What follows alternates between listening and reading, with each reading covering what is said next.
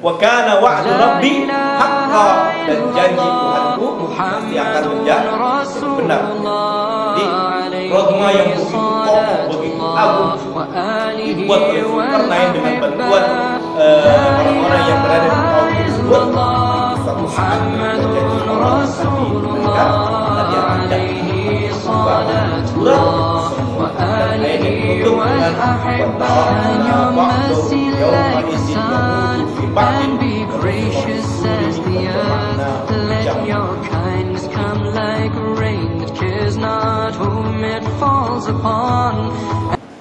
Bismillahirrahmanirrahim. Assalamualaikum warahmatullahi wabarakatuh. Alhamdulillah, salatu wassalamu ala rasulillahi wa ala alihi wa mawala. Asyhadu an la ilaha illallah wa asyhadu anna Muhammadan abduhu wa rasuluhu la nabiyya wa la rasula ba'da. Allahumma shalli wa sallim ala sayyidina Muhammad wa ala alihi wa sahbihi wa man tabi'ahum bi ihsanin ila yaumiddin wa ba'd. Haitsu qala Allah ta'ala ya ayyuhallazina amanu ittaqullaha wa kunu ma'as-shadiqin. Alhamdulillah, di tengah guyuran hujan, semoga dengan hujan ini dijabahnya doa kita. Karena salah satu faktor mustajabnya sebuah doa adalah faktor kondisi. Di antara kondisi yang bisa membuat jadi booster kita akan dijabah adalah kondisi di mana Allah turunkan hujan. Selasta salam selalu tercurahkan kepada kita Nabi Muhammad sallallahu alaihi wasallam. Baik, Bapak-Bapak, teman-teman, sahabat-sahabatku di Masjid Nurul Yakin yang semoga semuanya selalu dalam lindungan Allah Subhanahu wa taala. Tadi sore itu saya baru selesai rapat ya, pakai Zoom dengan sahabat Al-Aqsa terkait untuk memberangkatkan relawan ke Palestina dan ke Hatay, perbatasan Turki dan Suriah, dalam rangka program winter. Karena kalau sudah masuk November, Desember, Januari, apalagi Desember yaitu klimaksnya musim dingin di sana, saudara kita yang sedang dalam kondisi kurang baik, sedang diuji oleh Allah, itu sangat-sangat membutuhkan bantuan kita. Tiba-tiba ada telepon masuk yang mulai saya kenal. Biasanya mau saya langsung blok itu, jangan-jangan tukang kartu kredit lah, apalah semua. Ternyata Onasis yang telepon saya. Siapa ini? Perasaan saya udah save nomor Onasis, ternyata nomor 2. Begitu saya angkat, ternyata beliau minta saya mengisi. Sebenarnya Allah saya nggak tadi nggak posisi Bekasi tadi. Mungkin kalau saya posisi saya di Bekasi tadi saya nggak kejar menurut yakin. Ini jam 4 ada teleponnya ya. Namun jam 4 juga saya tadi di sekitaran kopi tadi, jadi nggak terlalu jauh ke sini. Alhamdulillah bisa bermuajah bersilaturahmi dengan Bapak. Baik, kita lanjutkan kisah Zulkarnain. Kapan terakhir part 1-nya itu? Lupa saya. Saya persingkat ya kisah Zulkarnain. Bagi bapak-bapak yang baru hadir di sini, dulu pernah ngisi di sini juga, diundang oleh DKI Nurul Yakin untuk mengisi kajian seputar kisah-kisah dalam Al-Quran. Salah satu kisah yang terkenal dalam surah Al-Kahfi ini di akhir-akhir surat ini. Al-Kahfi mengandung 4 cerita. Cerita yang pertama, cerita Ashabul Kahfi. Kapan-kapan bisa ceritakan secara detail. Yang kedua, kisah 2 orang tukang kebun. Kemudian juga bisa apalagi dibenturkan dengan problematika kehidupan kita saat ini. Yang ketiga, kisah pertemuan antara Musa dan Khidir. Wah, itu lebih ajib lagi itu. Kalau diundang nanti kita ceritain lagi 4 episode.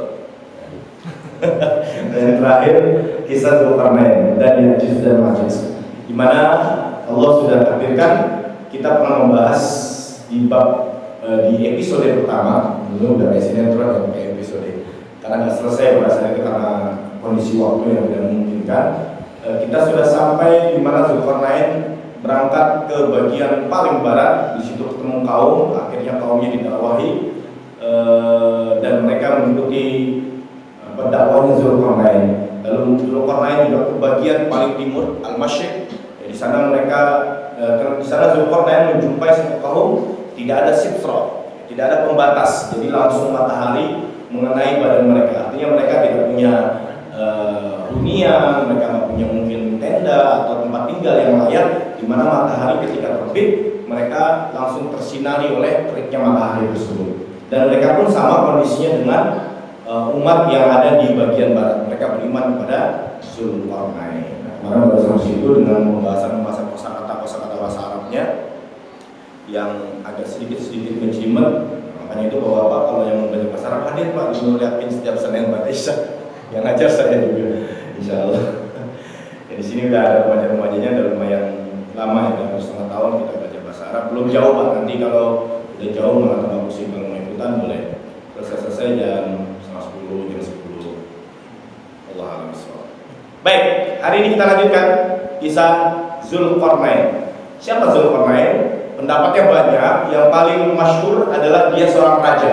Ada yang bilang nabi, ada yang bilang dia hamba Allah, ada yang bilang dia malaikat yang menjelma menjadi manusia.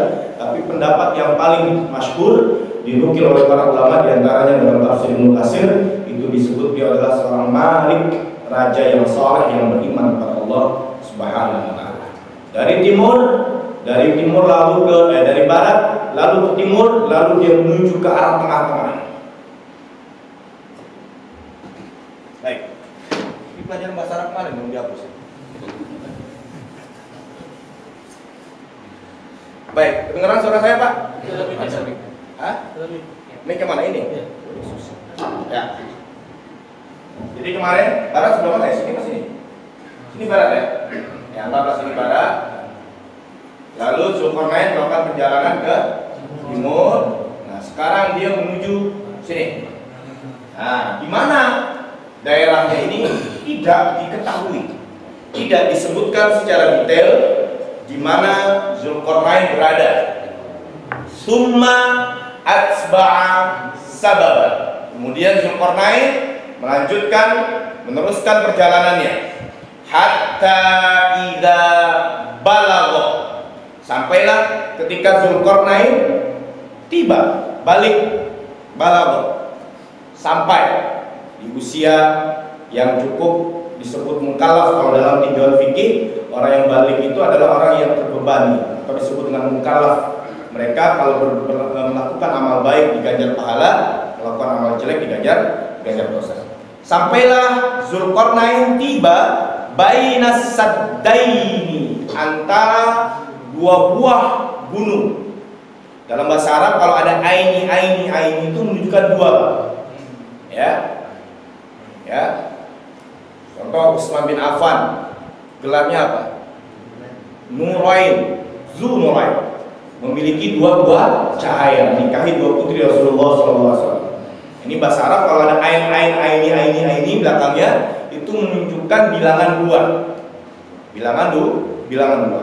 Sampailah Zulkarnain beserta pasukannya itu di dua buah gunung. Bainas saddaini wajada min dunihima qauman. Di tengah-tengah itu, jadi ada dua buah gunung. Ya. Nah, ini gunung A, gunung B, saya nggak tahu nama gunungnya. Ada yang menyebut katanya ada di Georgia, ada yang bilang di Turki, ada yang bilang di wilayah Kazakhstan. Mana yang paling benar? Wallahu a'lam bishawab. Silakan aja kalau ingin melakukan riset, tapi memastikan itu adalah tempatnya Zulkarnain. Nah, ini perlu ditinjau dari tinjauan ilmu ya. Karena selama Allah tidak menyebut ataupun Nabi tidak menyebut secara spesifik, tugas kita udah iman aja udah. Contoh Nabi Musa ketika melempar tongkatnya, faida hayyatun tas'a, lalu berubahlah menjadi ular yang besar yang hidup. Pertanyaannya adalah ular apa Pak? Anaconda atau piton Pak? Tidak perlu dibahas. Skip, udah selesai. Perlu dibahas. Lanjut. Sampailah dia di dua puncak gunung itu, anggap saja gunung A dan gunung B. Di antara dua gunung itu ada min dunihima qauman, ada sebuah kaum la yakaduna.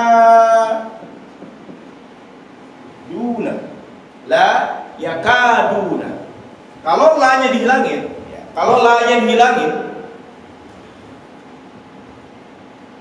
la yakaduna yafqahuna qaula, kalau andai kata la-nya ini dihapus, ini sama sekali nggak bisa diajak ngobrol. Kalau la-nya dihilangin, ya. Tapi di sini la yakaduna, dia bisa bicara, tapi bicaranya terbata-bata. Orang yang ngajak ngobrol dengan dia itu agak sulit memahaminya. Itu makanya la yakaduna yafqahuna qaula. Yafqahuna qaul. Ya. Faqaha, fikih, paham. Ya. Jadi ada satu kaum di gunung itu yang dia kalau diajak ngobrol itu susah. Wong gunung, wong desa lah, wong pelosok. Nah, tapi kalau diajak ngobrol dia susah. Nah, Zulkarnain diberi kemampuan oleh Allah memahami bahasa mereka itu. Makanya waktu awal-awal ya, waktu awal-awal apa ini kita belajar tentang kisah Zulkarnain, inna makkanna, kami berikan makkanna dalam ilmu shorof. Kalau kata kerja ditambahi tasdid di tengah-tengahnya menunjukkan izalah. Izalah itu ziyadah. Penambahan more, lebih. Jadi kami berikan kepada Zulkarnain itu sesuatu yang lebih. Entah itu ilmu teknologi, sains, militer, harta, kerajaan, kekuasaan. Makanya banyak para pakar sejarah mencatat Zulkarnain ini termasuk 4 manusia yang pernah menguasai seantero dunia, timur, barat, utara, selatan. 4 ya, 2 kafir, 2 beriman. Yang kafir itu Namrud dan Bukhtanasor. 4 orang terkaya yang pernah hidup di muka bumi. Itu 2 kafir, 2 beriman. Yang pertama yang dari kalangan kafir itu Namrud. Firaun tuh masih kalau kereta tuh masih kelas bisnis itu dia. Ya. Bukhtanasor itu dan Namrud itu udah kelas VIP itu, udah kelas eksekutif. Kayaknya bukan main itu. Ya. 2-nya lagi yang dari beriman, Zulkarnain dan Sulaiman. Nah, waktu saya ikut kajian ini bersama Syekh Said Basir Ali, Sudani, orang Sudan. Beliau menyebutkan seandainya 3 orang ini nih, Zulkarnain, Bukhtanasor, Namrud bikin satu saldo rekening nih. Nah, ini nggak ada apa-apanya dibandingin saldonya Nabi Sulaiman. Padahal 3 orang ini super kaya. Tapi tidak ada apa-apanya, tidak ada secuil-cuilnya dari kekayaannya Nabi Sulaiman alaihissalam. Baik, kita lanjutkan. Jadi kaum yang ada di gunung tersebut la yakaduna yafqahuna qaula. Bisa ngomong, tapi ngomongnya susah dipahami. Susah dipahami. Qalu, lalu mereka curhat. Qalu, kalau ada lu pakai u belakangnya dalam bahasa Arab, ini menunjukkan banyak. Berarti yang ngomong nggak 1 orang, curhat ke Zulkarnain. Lalu mereka berkata, ya Zulkarnain, duhai Zulkarnain, inna, sesungguhnya Ya'juj wa Ma'juj. Ya'juj dan Ma'juj. Nah, statusnya ini mufsiduna.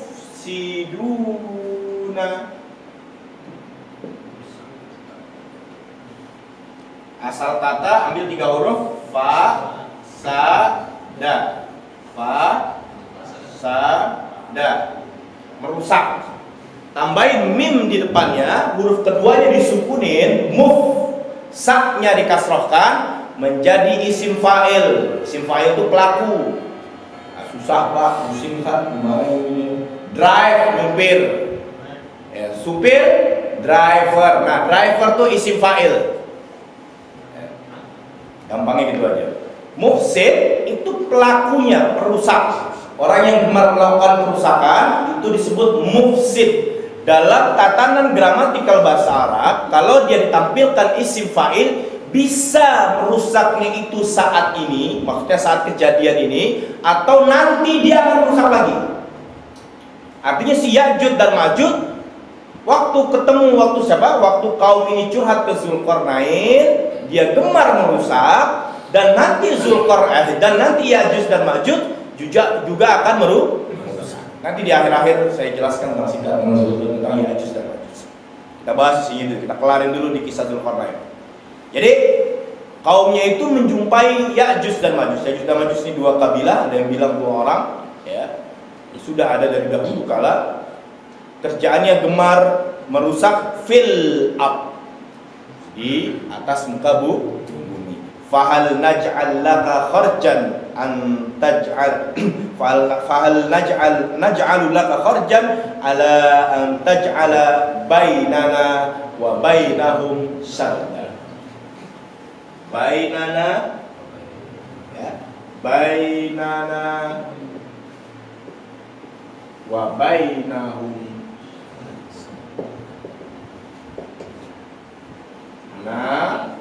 Hum. Nah, kalau ada na panjang di belakang, itu menunjukkan our, kita. Ya, Zulkarnain, tolonglah kasih solusi, kasih semacam protek buat kami agar kami ini terpisah antara kami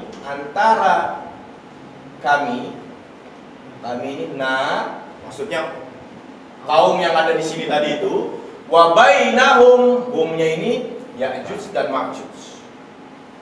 Jadi tolonglah Zulkarnain kasih apa ke pagar atau horden atau apapun yang bisa membatasi antara kami penghuni desa ini, penghuni daerah ini dengan mereka nih. Jadi mereka nggak bisa lewat lah, minimal menghalangi mereka untuk beraktivitas. Mintanya apa Pak? Mintanya, jadi umat yang ini nih, yang umat kami ini, dia requestnya namanya sadda dinding.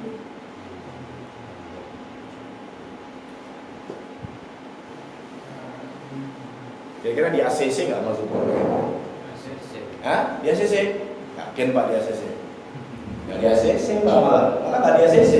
Proposal dari kaum itu kepada Zulkarnain nggak di ACC, Pak. Nggak di ACC, lihat. Dia mintanya sadda, di ACC nggak sama Zulkarnain. Kita lihat. Jadi singkat cerita, di ayat ini mereka curhat, kami sering mendapat gangguan, intimidasi, kerusakan oleh Ya'juj dan Ma'juj. Tolonglah Zulkarnain, kasih jalan keluar, solusi bagaimana nih biar si Ya'juj dan Ma'juj nggak merusak kita lagi nih, nggak mengintimidasi kita lagi. Qala ma makanni fihi rabbi khair fa'inu biquwwatin aj'al bainakum wa bainahum radma. Jadi mintanya sadda sama Zulkarnain dari ACC nih, tapi sama Zulkarnain dikasih radma. Ayolah Zulkarnain nih, gampang lah, nanti urusan material, urusan kuli kita yang nanggung deh. Kata kaum yang ada di gunung tersebut, inti mau ngasih aneh biaya kuli, biaya material, atau bangunan dan lain sebagainya, nggak usah. Ya, apa yang Allah berikan kepada aku itu jauh lebih baik. Nah inilah Pak, sosok seorang pemimpin ini kayak begini Pak. Fa'ainuni, ayo kita kerjasama. Ya, makanya menjadi seorang pemimpin tidak semestinya, tidak selayaknya, tidak seharusnya, atau tidak selalu. Pokoknya udah tenang, biar aneh yang handle. Nah, hati-hati nih.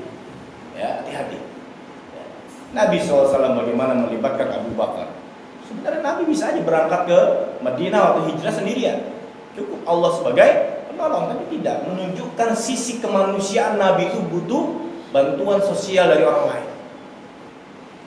Waktu perang Badar, ya, capek-capek ngapain Nabi 300 orang lebih berangkat ke sumur Badar untuk perang melawan Quraisy yang hampir 1000 orang itu. Gak usah capek-capek, perang berdarah-darah, luka-luka, cukup angkat tangan Nabi Muhammad ke langit. Allah tolong, cukup Jibril aja selesai itu. Quraisy sapu bersih. Tapi Nabi mengikut sertakan sahabat-sahabatnya ridwanullah alaihi. Wah, menunjukkan bahwa Nabi itu adalah manusia biasa. Zulkarnain, bayangkan Pak, kekayaannya melimpah ruah, kekuasaannya dari timur sampai barat, masih mengucapkan fa'ainuni biquwwah. Ayo sini, kalian punya skill apa? Kuat, kekuatan. Saya bisa ini, Bapak bisa apa? Bagaimana masjid ini bisa tertata, terorganisir dengan rapi?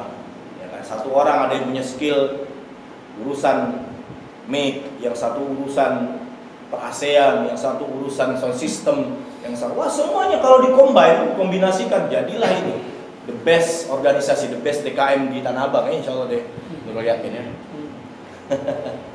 Masya Allah. Fa'inuni biquwwatin. Ayo sini, berikan kekuatanmu.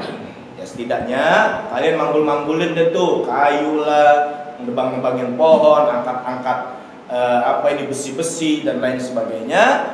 Biquwwatin aj'al, berubah redaksinya. Bainakum. Nggak bainana lagi. Antara kalian wa bainahum, hukumnya tetap antara kalian dan mereka, maksudnya Ya'juj dan Ma'juj, radma. Nah, radma ini juga dinding artinya. Nah, inilah Pak hebatnya bahasa Arab.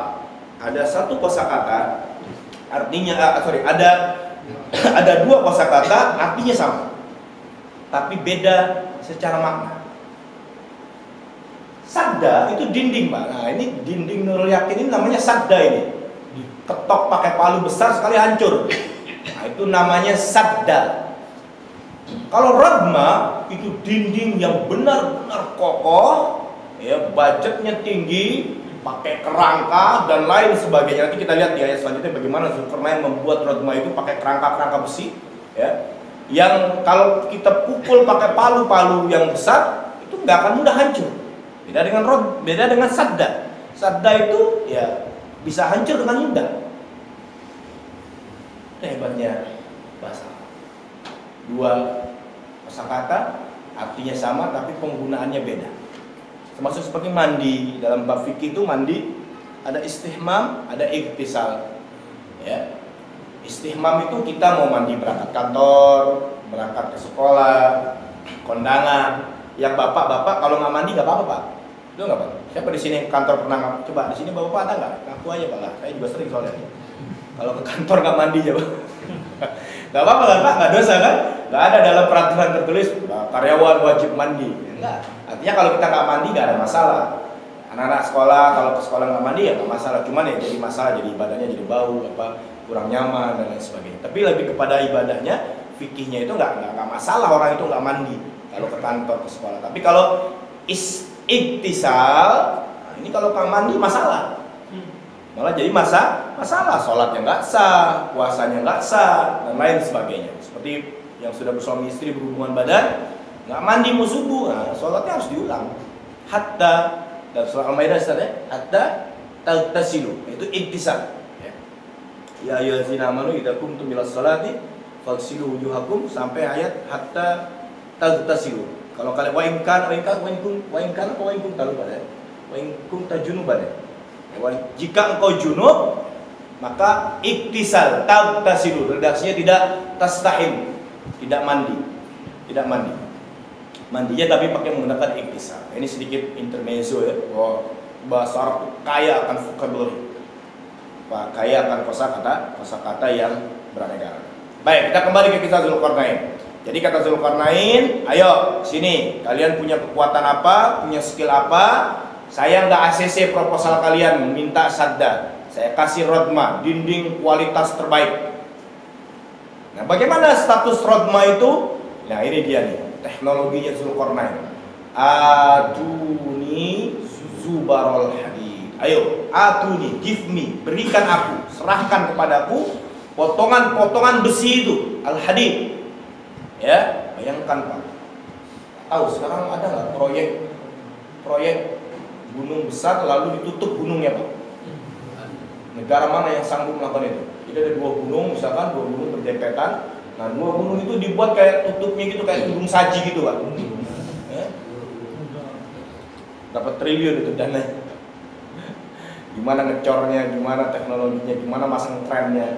Dan itu sudah dilakukan Zulkarnain jauh sebelum zaman kita.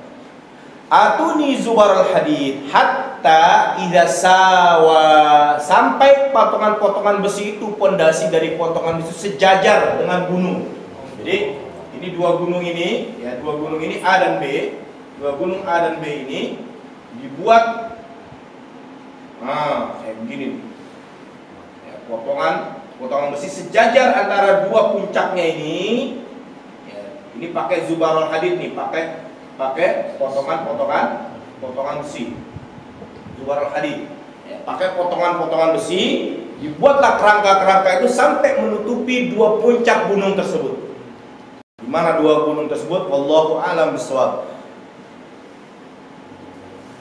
Bainas saddaini, bainas saddafaini qala fuhu.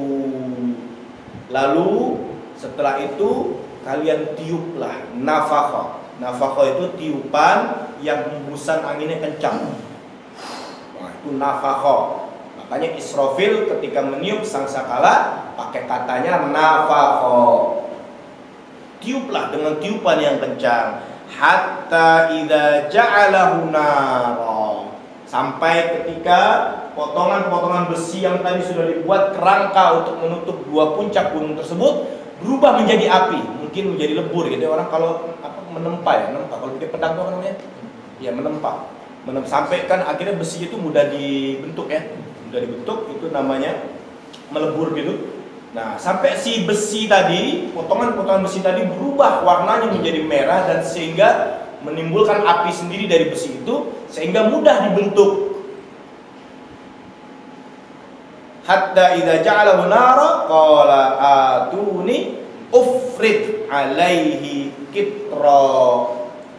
Kalau sudah jadi panas, sudah merah itu berikan itu cairan-cairan aluminium atau tembaga biar saya ufrik. Ufrik itu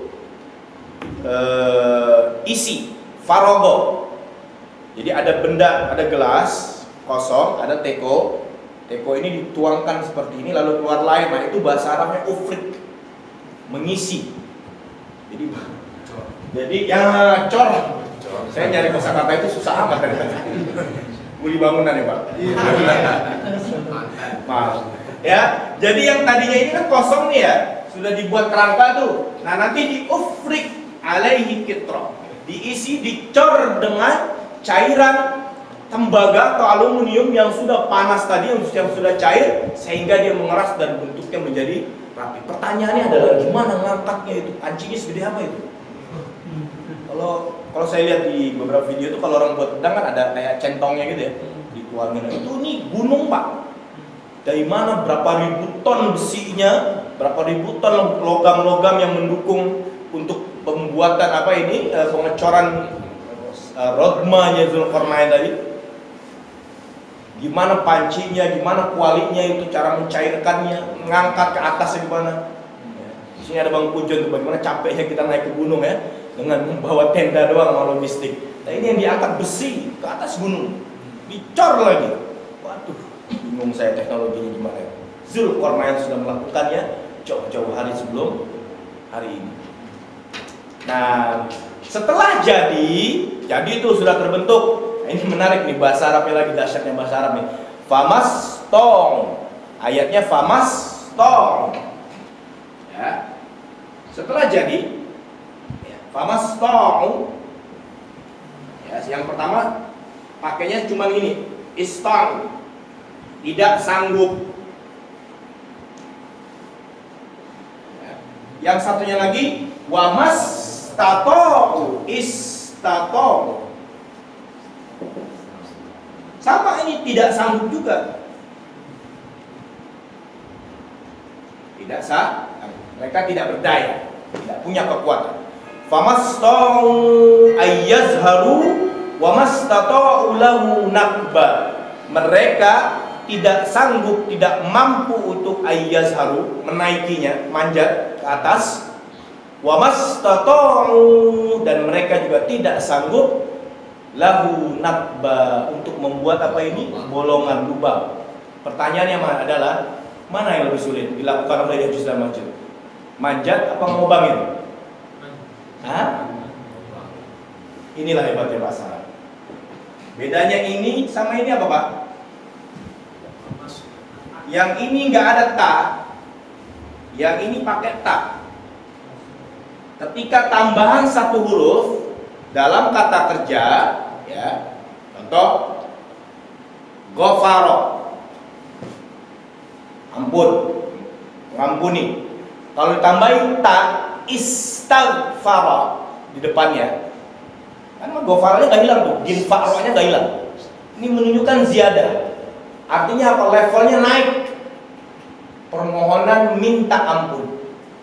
Makanya kita ketika meminta ampun disebut dengan istighfar.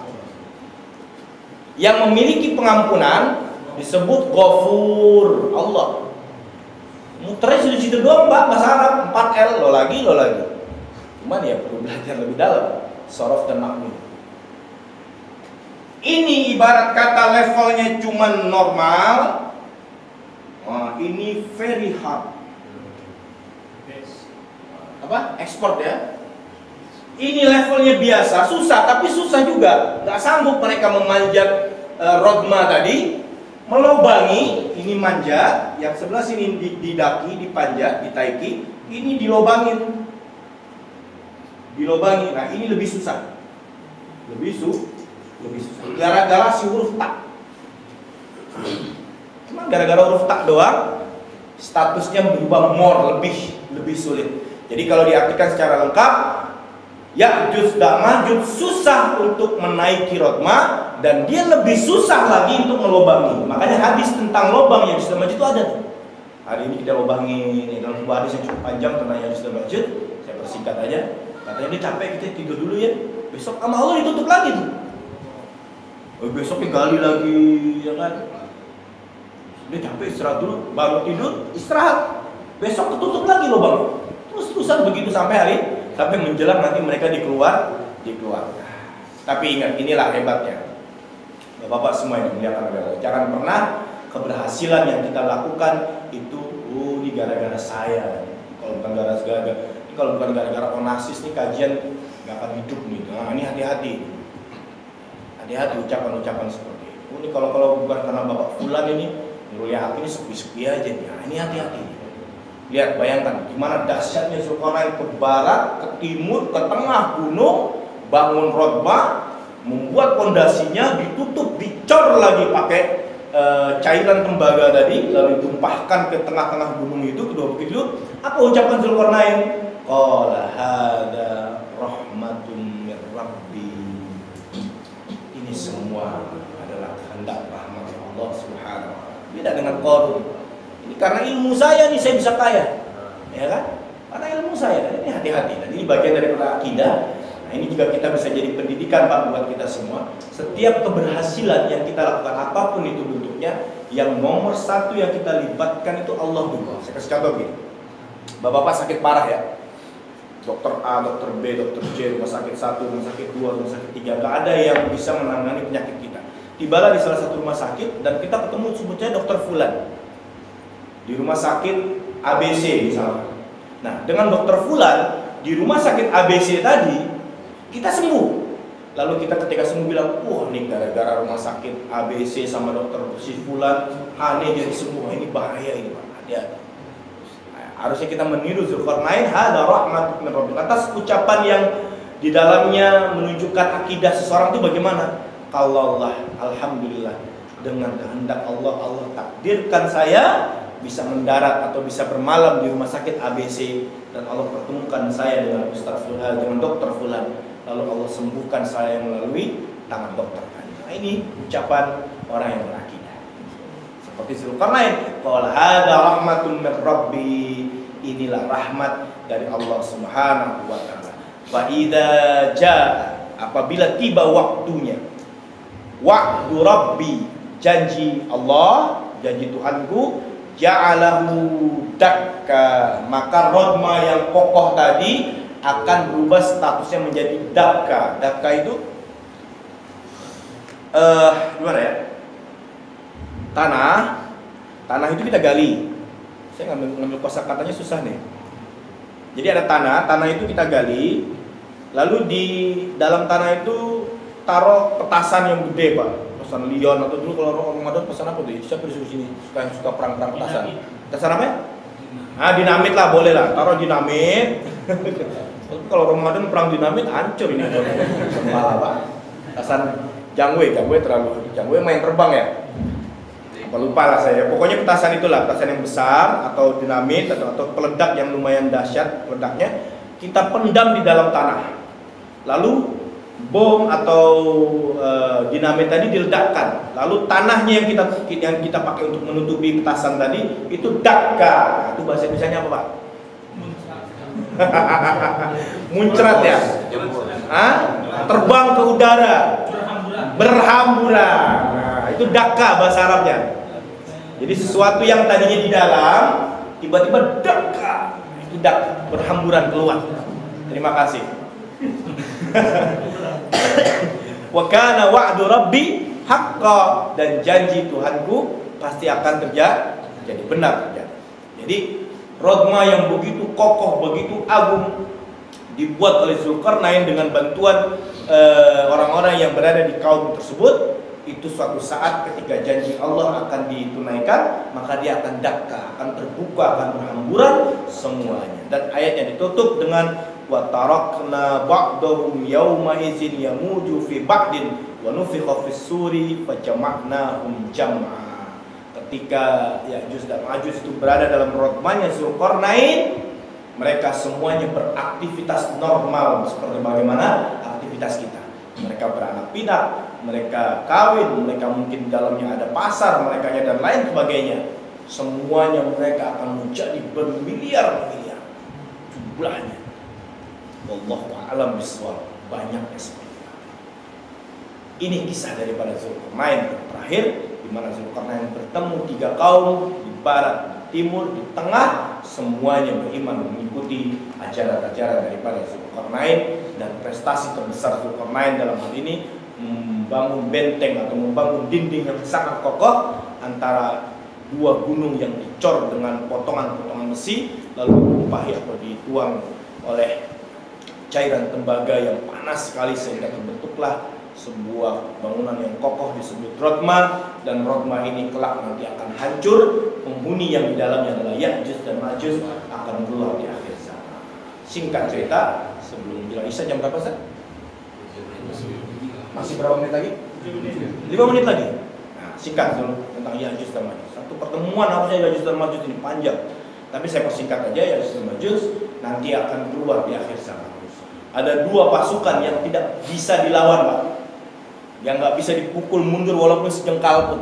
Satu pasukan dari orang-orang beriman, satu dari pasukan orang kafir. Pasukan orang beriman diwakili oleh pasukannya siapa? Nabi Sulaiman. Nabi Sulaiman itu nggak pernah menang, nggak pernah kalah, Pak, dalam perang. Selalu. Kalau orang udah dengar Sulaiman, udah kelar, kafaratul majlis otomatis sudah.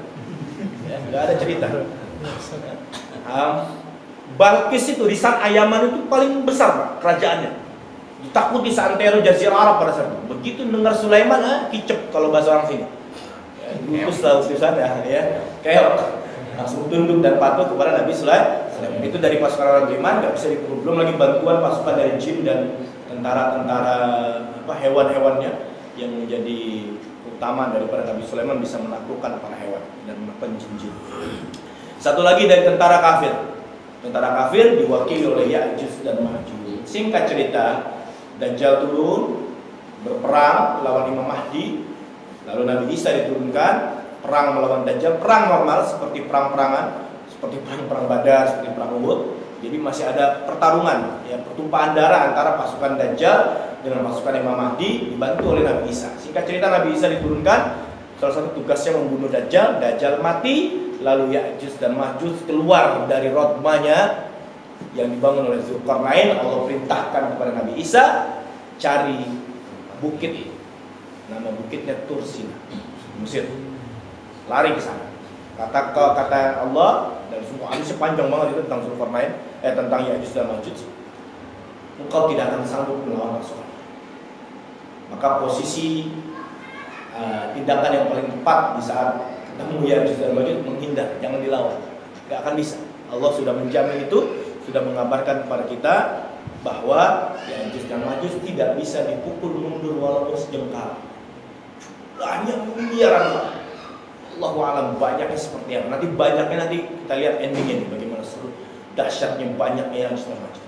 Keluarlah mereka, turun dari gunung-gunung seperti angin, cepat lari mereka, sampailah mereka di satu danau. Jadi ada kloter-kloternya tuh. Jadi kloter pertama, misalkan ada 20 kloter nih. Nah, kloter 1 sampai kloter 10 main minum tuh Pak di air danau itu.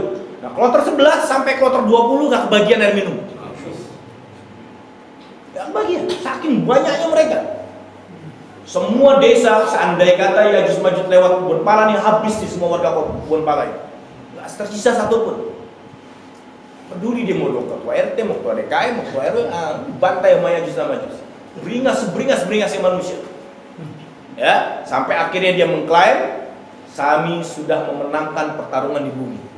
Saatnya kita hancurkan penghunilah, dipanahin tuh Pak langit. Dipanahin langitnya, dikembalikan oleh Allah dengan kondisi berdarah. Klaim lagi. Nah, pasukan langit, malaikat-malaikat udah mati, nih darahnya itu udah ada. Jadi menguasailah bumi dan langit, klaimnya dari Ya'juj dan Ma'juj. Lantas gimana Ya'juj dan Ma'juj ini diberangus oleh Allah? Ada pasukan lainnya? Ada Imam Mahdi jilid 2 kan? Gak ada. Allah kasih ulat. Ulat sepele Pak, ulat itu kan sepele ya, sepele. Hal yang sangat ya diinjak mejret. Tapi Allah matikan Ya'juj dan Ma'juj dengan ulat. Dan ini hebatnya Allah membuat skenario yang dianggap oleh manusia ini susah diterawat, susah dihadang, susah dilakukan perlawanan, tapi Allah kirim cuma hal yang sepele. Namrud matinya sama ulat, lalat nyamuk ya, nyamuk sama nyamuk. Gak ada cerita. Abu Lahab begitu adidayanya dia di Quraisy, ketika mati dihinakan oleh Allah. Matinya itu ini jasadnya Abu Lahab, ini anaknya dari jauh nih, pakai tongkat. Nah itu didorong-dorong sampai masuk ke liang lahatnya. Saking baunya, saking gak ada yang mau melihat jasadnya Abu Lahab, dihina. Ya'juj dan Ma'juj, bagaimana tadi kita jabarkan kekuatannya, kedahsyatannya, kekuatan militernya, banyaknya, mati sama ular, sepele banget. Akhirnya apa yang terjadi? Nabi Isa turun dari Bukit Tursina, kemudian sejauh mata memandang, timur, barat, utara, selatan, gelimpangan mayat semuanya, bau sebau-baunya, nggak ada tempat yang layak untuk dihuni. Bayangkan, banyak yang mungkin kalau Ya'juj dan Ma'juj sampai sini nih, jalan Kiai Mas Mansur sepanjang ini sampai Tebet, Kasablanka, Tebet terus sampai Duren Sawit, nah itu semua mayat itu bergelimpangan. Kalau sana kemana? Harmoni ya? Ya arah Harmoni, semua terus mayat semua itu. Sampai ke Tamrin sana, Pak Sudirman, semuanya gelimpangan mayat. Nabi Isa bingung nih, gimana cara bersihinnya? Lantas Nabi Isa mengangkat tangannya, berdoa kepada Allah Subhanahu wa Ta'ala, Allah tolong bersihkan. Pertama dikirim burung yang seperti lehernya seperti unta yang panjang, dan disebut namanya burungnya Allah a'lam bishawab. Karena memang kita nggak perlu sih penamaan. Bagaimana contohnya? Saya malah baru tahu beberapa tahun yang lalu itu, Pak, burung yang menghancurkan tentara Abraha burung apa Pak? Ababil. Coba buka terjemahannya Pak. Ababil artinya apa? Hah? Nama Ababil itu berbondong-bondong Pak. Ini bapak-bapak nih, kita perang sama ini Bonpal berapa Pak? Bonpal 3, kita perang sama Bonpal 2. Nah ini kita Ababil nih Pak. Beramai-ramai, berbondong-bondong itu dalam bahasa Arab disebut Ababil. Terus burung yang hancurin tentara Abraha namanya apa? Nggak tahu. Sudah no name. Mungkin ada namanya, kita nggak kasih tahu aja. Warsala alaihim tayran ababil. Dan Allah utus kepada mereka menghancurkan tentara Abraha dengan burung yang berbondong-bondong. Burungnya tidak terlalu besar, tidak terlalu kecil, memegang 3 batu, 2 batu di kaki kanan dan kaki kiri, satu batu di paruhnya, melempar ke tentara Abraha dan pasukannya. Faja'alahum ka'asfin ma'kul, lalu jadikan mereka seperti ulat yang memakan dedaunan. Jadi kalau seandainya kata ini sijil kena badan kita nih Pak, tek bolong ke belakang, lalu bolong itu pelan-pelan melebar tuh diameternya. Makanya Abraha itu nggak ada jejak, nggak ada sisa, nggak ditemukan jejaknya, sehingga benar-benar bersih semestinya tidak ditemukan. Dan 50 hari setelah kejadian itu, Nabi Muhammad SAW dilahirkan ke muka bumi.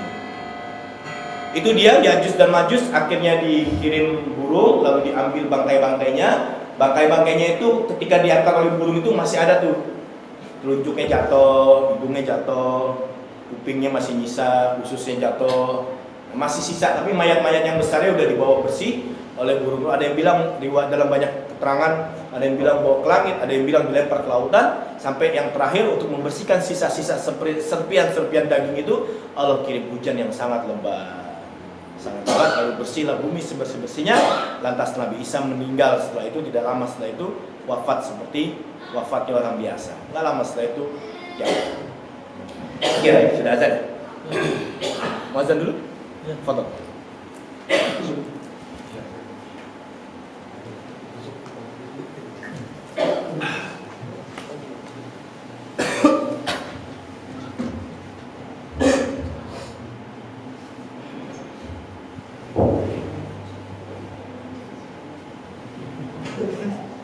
Allahu Akbar, Allahu Akbar. Allahu Akbar, Allahu Akbar. Asyhadu an la ilaha illallah.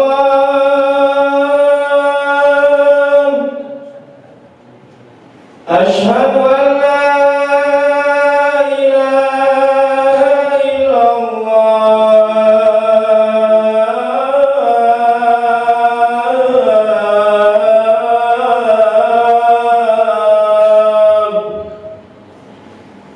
Asyhadu anna Muhammadar Rasulullah.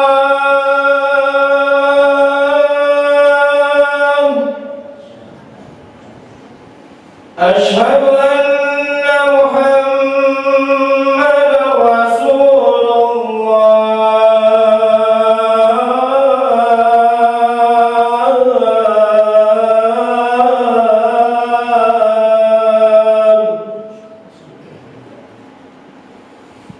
Hayya 'ala shalah.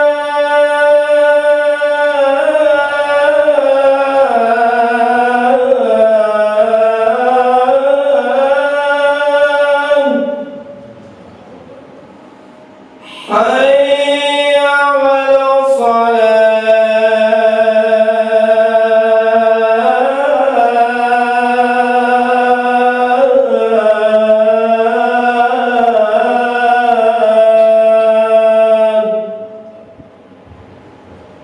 Hayya 'alal falah.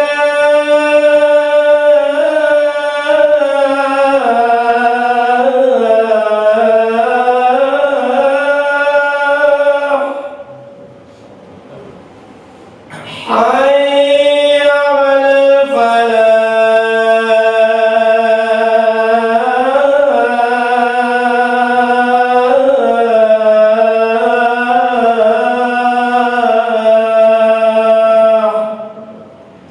Allahu Akbar, Allahu Akbar. La ilaha illallah.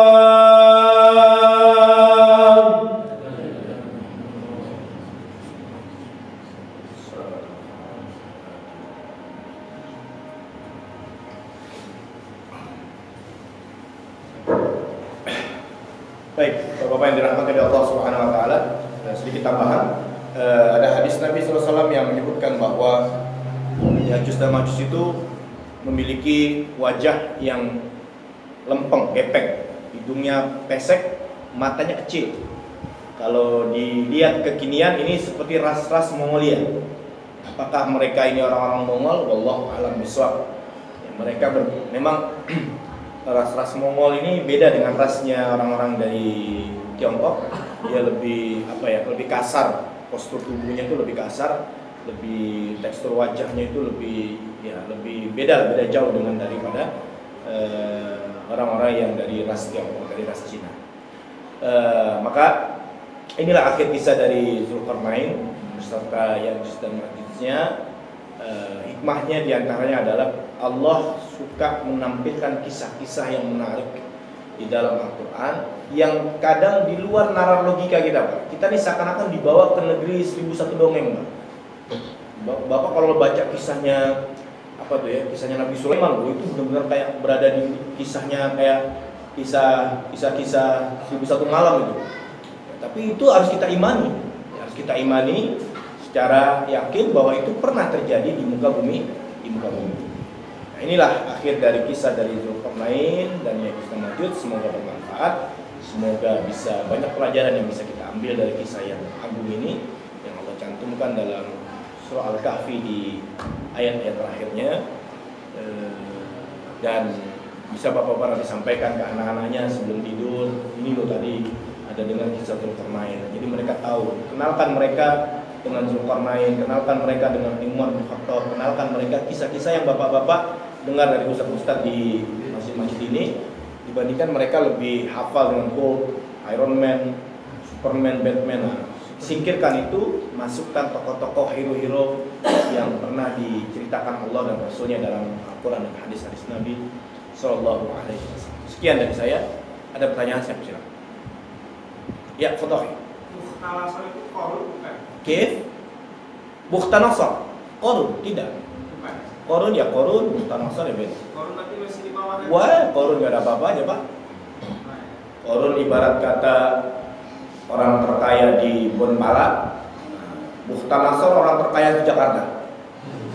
Nabi Sulaiman orang terkaya di Indonesia.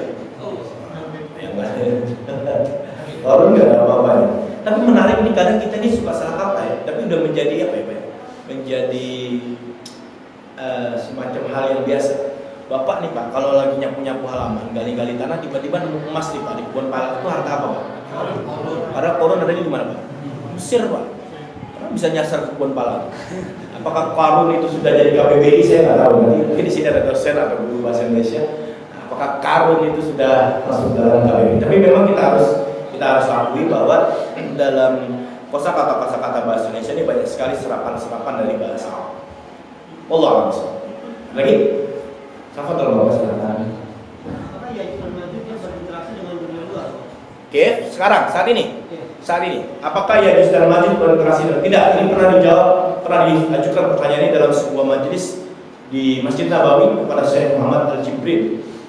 Apakah Ya'juj dan Ma'juj ini secara fisik mereka melakukan interaksi? Tidak. Mereka terkungkung Pak, terbelenggu, terpenjara di dalam belenggu Rahman tadi yang dibuat oleh Zulkarnain. Mereka tidak bisa beraktivitas. Di ayat terakhirnya ya watarokna ba'dahum tadi, di ayat penutup dari Zulkarnain, mereka melakukan aktivitas hanya bisa di dalam Rahmanya yang dibangun oleh Zulkarnain tadi. Mereka berangkat pindah, mereka mungkin ada ada kehidupan, ada pasar, ada dan lain sebagainya di dalam Rahmah tersebut, di dalam gua gunung yang dicor, dibelenggu, dibuat pondasi yang kokoh oleh Zulkarnain. Mereka tidak ada aktivitas di luar. Mereka nanti akan keluar dari itu. Maksud dengan Dajjal ya, Dajjal juga secara fisik Dajjal itu sudah ada, ya sudah. Tapi kalau karakter Dajjal secara umum ini sudah kita temui di tengah-tengah kita, pembohong. Ya, kalian akan sebagaimana sabda Nabi, saya di kaum kalian akan menjumpai suatu kaum, mereka akan ada 30 orang yang mengaku Dajjal dan Kadzdzab. Mereka mengaku semuanya nabi, padahal mereka adalah Dajjal pembohong. Tapi Dajjal physically yang dimaksud disebut oleh Nabi itu adalah Dajjal sosok yang keluar nanti di akhir zaman, itu sudah ada sekarang, sedang dibelenggu di sebuah pulau, nggak terbaca oleh Google Map pulaunya. Yang pernah ada orang yang pernah ketemu ya, orang sahabat Nabi yang pernah ketemu Dajjal, siapa namanya? Tamim Ad-Dairi. Tamim Ad-Dairi pernah ketemu Dajjal, sahabat Nabi, lalu menceritakan kepada Nabi dan dibenarkan oleh Nabi. Allah a'lam. Lagi? Fadhil Pak, silakan. Sewaktu Allah melepaskan Ya'juj dan Ma'juj, itu kan Nabi Isa udah membunuh Dajjal. Ya. Nah, sekarang pertanyaan saya, Nabi Isa tersebut tadi Ustaz paparkan kalau nggak salah dari ke Bukit Tursina. Ya. Apakah ada umat-umat Muslim atau kaum beriman yang berada di situ atau hanya Nabi saja? Nabi saja. Baik, di dalam hadis wa qalilun minan nas. Hadisnya panjang banget, nanti Bapak bisa dibuka di kitab Sahih Muslim ya. Sarah Sahih Muslim karya Syekh Imam Nawawi di bab kisah-kisah itu disebut bahwa qalilun minan nas, segelintir dari kalangan manusia. Artinya kalau segelintir berarti masih ada orang yang mengikuti Nabi Isa. Dan nanti setelah orang-orang ini dimatikan, dikirim angin, lalu mereka menghirup angin itu, di mana orang yang menghirup angin itu mati, dia bertanda orang beriman. Tinggallah syirarul khalqi, manusia terburuk yang pernah hidup di muka bumi. Manusia terburuk itu bukan Firaun dan kaumnya, tapi makhluk atau manusia yang mereka hidup wa yashhaduna al-qiyamah, dan mereka menyaksikan kiamat live. Itu manusia terburuk. Tidak ada lagi azan, tidak ada lagi Al-Quran, tidak ada lagi Mekah Madinah menjadi padang ilalang, tidak ada lagi kebaikan. Dan orang yang paling soleh adalah orang yang mengatakan, Mas, Mbak, jangan berzina di Jalan Kiai Haji Mas Mansur dong. Ini kayak saya nih, kalau berzina ke Hotel Grand Hyatt. Itu yang paling soleh itu. Sama-sama berzina, yang satu di terbuka, yang satu di tertutup. Oh, saya kira cukup ya? Ada lagi? Oh ada, maaf Pak Kabel Pak Jabos, silakan. Ustaz, Ya. tadi Ustaz bilang kalau bahasa Arab itu ain-ain itu dua. Kalau Zulkarnain itu julukan atau nama? Zu. Wah ini pertanyaannya. Gak apa-apa sampai jam 9 malam ya.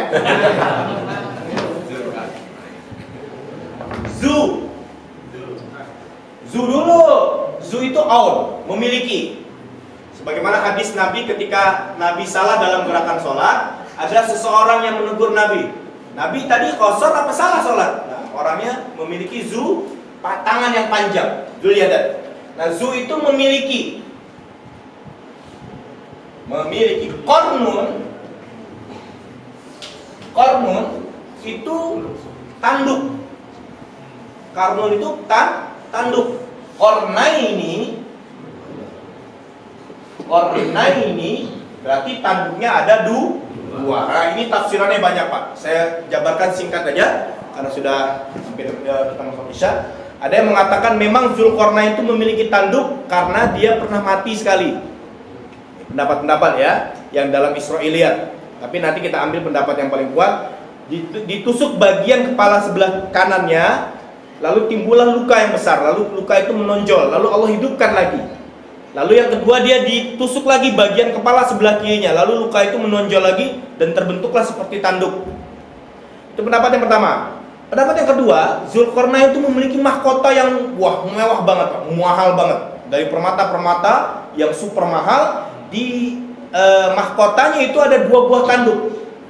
Nah, itu ya pendapat yang kedua. Nah, pendapat yang ketiga ini yang paling kuat pendapatnya, ya, dan ini dinukil oleh Sufyan Ats-Tsauri dan Ali bin Abi Thalib dalam tafsir Ibnu Katsir. Di situ disebutkan bahwa yang paling kuat pendapat Zulkarnain itu 2 tanduk, maksudnya bagian barat dan bagian timur, di mana Zulkarnain menguasai 2 wilayah ini. Makanya orang yang Zulkarnain memiliki 2 buah tanduk, maksudnya menguasai barat dan timur. Tapi yang paling jumhur, yang paling mendekati benar itu adalah nama biasa.